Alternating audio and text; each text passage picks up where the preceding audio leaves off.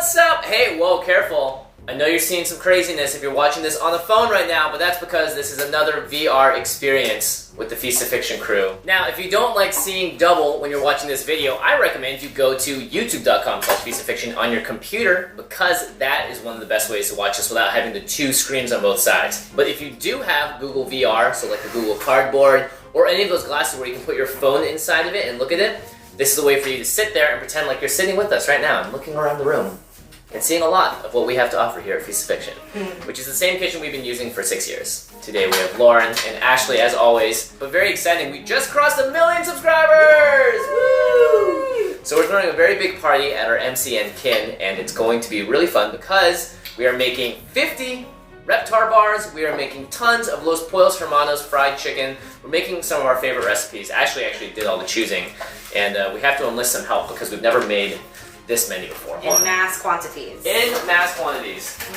I'm just going to show this to you now, world. Look at all of these candied fried chickens we made. Yep. How many are in here?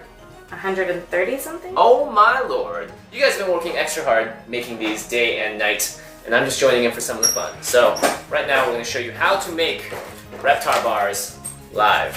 So we have a little candy melt pot here, thanks to Roseanne the Pantino. It keeps the chocolate nice and gooey and thick so that it doesn't actually turn into solid liquid. Normally you do this over a stove in a water bath, but this is actually made just for this. And we have these candy molds here. And all you gotta do is put a bunch of chocolate in one. And the goal, because we're gonna put a green filling on the inside, is to use your brush or whatever other utensil to brush the entire bottom and the sides, so you can put some of that green gooiness on after, which as you can see, it's right here. But this is a very time-consuming process. Do you know why, Lauren? Tell me why. You gotta sit there and wait for these to dry. Yes. And it takes quite a while, so you wanna really make sure that you have a lot of time on your hands, and when you're painting these on too, to make it nice and even, you really wanna make sure that none of the edges or the sides are like thin, because once you put the green goo stuff in and then one more coat over it, if it leaks out, it's not going to achieve the look. Right. Now might be a good time to also tell you that we are going to be revisiting some of our old and favorite recipes because, you know, back in the day when Ashley and I first started this show, we were not professionals. We still aren't. But we didn't have the best recipes for a lot of our food. I think lembas bread is the one that always haunts me. Stuff like butterbeer and some of our other classic recipes. We're going to be revisiting, hopefully bringing some guests and making a recipe that you can be proud of. Yep. Proud of us. And that we can be really proud of. Yeah. Now that Lauren has finished one, she's going to move on to the next mold. Ashley's going to throw it into the fridge. How long does it need to stay there in the freezer? I mean, I would say at least 15 minutes. 15 minutes. So it really needs to solidify because eventually you're going to pop this out of the mold. As you can see, because you guys have a really clear view of everything in the kitchen, you can see how we do stuff. For instance, on the left side of the frame, you'll see our audio recorder. Normally, you can't see how we record sound or all that stuff, but it just sits just out of camera, but you can see it now. All the secrets of Feast of Fiction revealed, and there aren't that many secrets, so don't get too excited. Put this in the freezer and move on to the next mold. Also, because we just hit 1 million subscribers and we're waiting for some chocolate to freeze over, Ashley, would you like to join me in a small toast of a non-alcoholic beverage? Sparkling grape juice or what? Yeah. This is the key to every single holiday with, I don't know, Christmas, Thanksgiving, I'm always having some sparkling juice. Cheers! Cheers! Jimmy? Cheers to you guys too. It's good. Tastes real good. Alright, we just got this from the freezer. It is completely frozen over. What we're gonna do is put in our green marshmallowy filling, and then we're gonna freeze that one more time, and then we're gonna put one final layer of chocolate on top to seal the deal.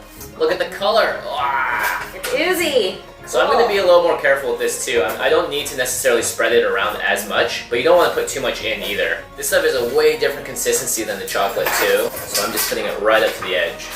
And this is what it looks like with the filling on the inside. Again, I left a little room around the edges so you can put chocolate over it. But until then, this goes right back into the freezer.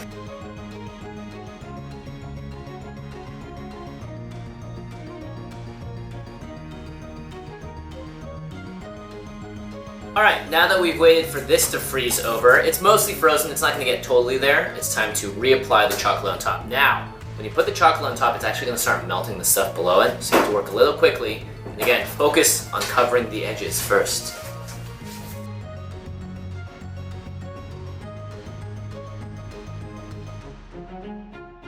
Then, just paint over the rest.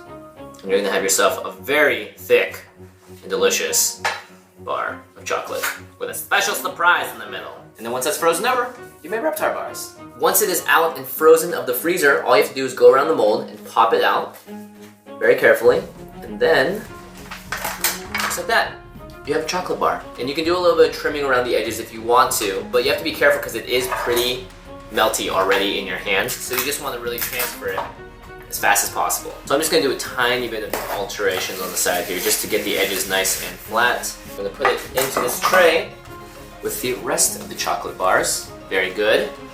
And it's time to wrap them. So we bought tin foil for candy bars. Take your chocolate bar and you put it upside down in the middle. Fold over one side, fold over the other, closing off the edges and folding it over the bottom.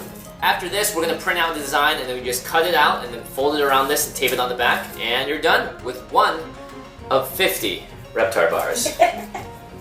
That's a lot. Why are we doing this again, Ash?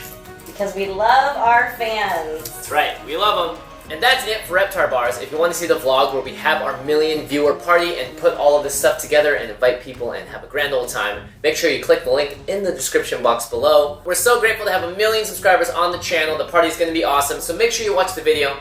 And until next time, we'll see you later. Bye-bye.